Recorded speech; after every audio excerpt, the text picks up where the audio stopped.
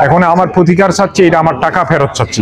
প্রবাসী পেশাজীবী সমবায় সমিতির মাধ্যমে প্রায় 450 জন সৌদি প্রবাসীর কাছ থেকে 15 কোটি টাকা আত্মসাতের চেষ্টা চালাচ্ছে সাবেক সৌদি প্রবাসী ও বর্তমান দুবাই প্রবাসী online activist Abdul Hamid Nihon. দেশবাসীর কাছে প্রতারক নিহনের মুখোশ উন্মোচন ও পাওনা টাকা ফিরে পেতে সরকারের সহযোগিতা চেয়ে সংবাদ সম্মেলন করেছে ভুক্তভোগী সৌদি আরব প্রবাসীরা। 28 এপ্রিল রবিবার রাতে চট্টগ্রাম নগরী একটি হলরুমে অনুষ্ঠিত সংবাদ সম্মেলনে লিখিত বক্তব্য দেন ভুক্তভোগী প্রবাসী মাহবুবুর রহমান।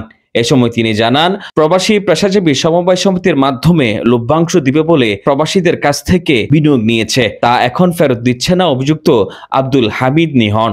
আব্দুল হালিম নিহন আমাদের টাকার মেয়াদ পূর্ণ হবার পর থেকে আমরা যখন টাকা ফেরত পাওয়ার জন্য মেসেজ করতেছি, কল দিতেছি, তখন থেকে আমাদের সাথে যোগাযোগ বিচ্ছিন্ন করে ফেলছে এবং ম্যাক্সিমাম মানুষকেই গ্রুপ থেকে ব্লক করে দিয়েছে যাতে ওর সাথে কেউ সহজে যোগাযোগ করতে না পারে। এরকম ভুক্ত আমার হাতে ডকুমেন্টস আছে 93 জন।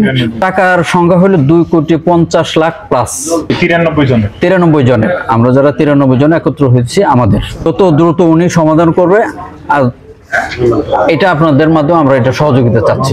এদিকে সংবাদ সম্মেলন থেকে আরো ভুক্তভোগী প্রবাসীরা তাদের জামানতকৃত বিনিয়োগ ফিরে পেতে সরকারের সহযোগিতা কামনা করেন। একটা সরকার একটা বিনিয়োগের সুযোগ করে দিবে আমার ভাইদেরকে।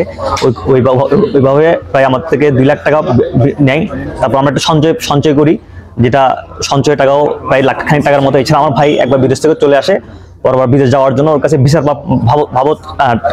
ভিসা লাগানোর জন্য ওকে বলে, ও বলে যে সে ভিসা লাগিয়ে দিতে পারবে, ওই মারফতে 1 লাখ টাকা দেওয়া হয়। ওই 1 লাখ টাকা সহ নেওয়ার পরে এখন আমার ভাইয়ের পরিপূর্ণ 2 বছরের মেয়াদ ছিল, 2 বছর সম্পূর্ণ হওয়ার পরও উনি ওই টাকাটা কোনো বিনিয়োগ প্রোভাইড করতেছে না। আর আমার ভাই যে 1 লাখ টাকা দিচ্ছে ওনার ভেঙে যাওয়া বলে ওটা কোনো সলিউশন ও দিচ্ছে না। আমার সবগুলা মিলে আমার এক পরিবারের একটা সঞ্চয়, আমার একটা সঞ্চয়, সব মিলে 3 লক্ষ টাকার কাছাকাছি। আমি প্রথমে সঞ্চয় সমিতির মাধ্যমে, নিহনের মাধ্যমে সমিতিকে দিয়েছি সঞ্চয়, প্রতি মাসে 200 রিয়াল, আমার ওয়াইফের 200 রিয়াল, এইভাবে 400 রিয়াল, এগুলো সঞ্চয়। আর একটা ইনভেস্ট করছি 1 লক্ষ টাকা বাংলাদেশের, এটা হলো দেশে বিনিয়োগ, ওগুলো সমিতির মাধ্যমে দিছি এই আব্দুল হালিম নিহনকে। এখন আমার প্রতিকার চাচ্ছি, এটা আমার টাকা ফেরত চাচ্ছি। কিন্তু গঠন হয় প্রতি মাসে 70,000 টাকা করে দেয়।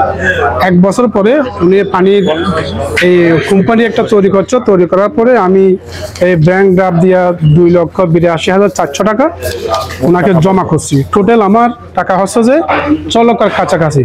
আমরা সরকারের কাছে আবেদন করতেছি যে টাকাগুলো যেন আমরা যত সময়ে ফেরত পাই।